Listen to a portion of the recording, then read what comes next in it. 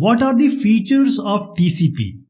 Now you can add transmission control protocol with the transport layer work also, because the basic transport layer protocol is TCP and UDP. So TCP is all about end-to-end delivery, okay, process to process delivery. So let me just give you an idea about the upper layer. The application layer, for example, you are using Facebook or you are sending some data to someone. Now you are just sending the data. So the bytes are coming. So application layer is sending the data. Now there is a transport layer below it. So host A and host B has to provide end-to-end communication. So the application layer will send all the data to the below layer, which is the transport layer. Now I am talking about the TCP and UDP. This is SCTP also, which is a finer type of TCP. I'll talk about that. But here TCP will take this data and convert it into TCP segments. And with these TCP segments are then sent to the network layer. So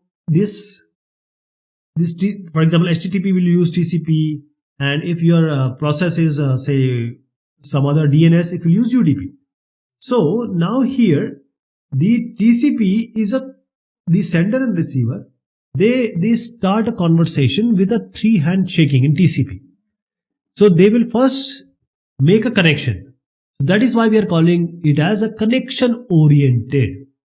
So an application requests a connection to the destination using a three hand handshake, and then uses the connection to transfer data. This is the first feature of TCP. Then stream data transfer. As I just suggested, TCP is byte oriented. It is the duty of TCP to pack this byte stream into packets. Actually, it is called as TCP segments, which are passed to the network, or you can call as IP layer, for transmission to the destination device. So TCP takes all the bits coming from bytes coming from the application layer and then convert it into TCP segment, adds the header, and then transfer it to network layer.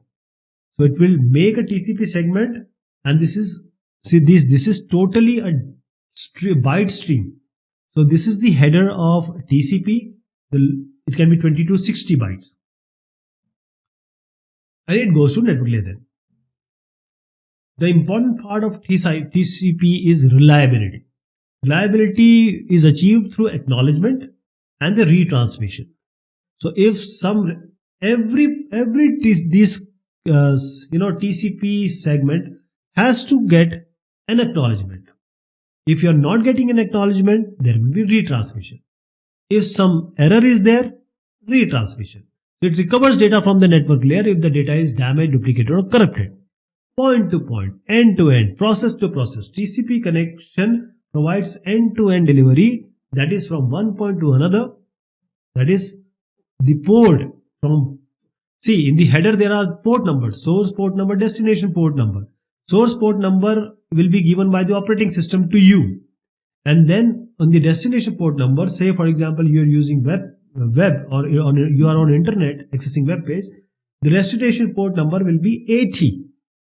So you are talking about point to point, end to end delivery, that is process to process communication is taking place here.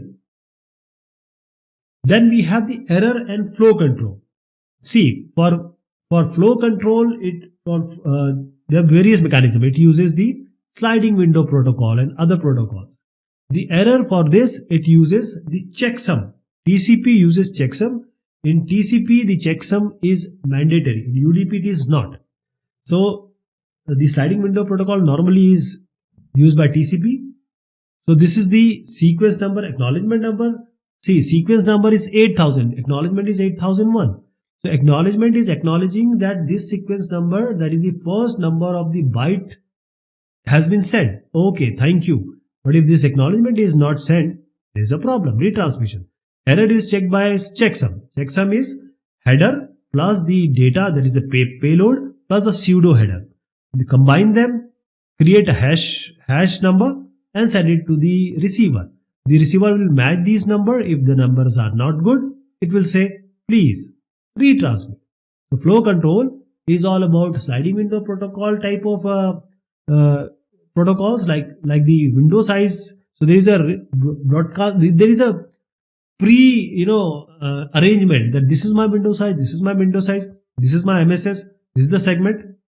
Don't send more than this one. Full duplex. TCP provides full duplex, means the sender is also sending it at the same time the receiver is sending.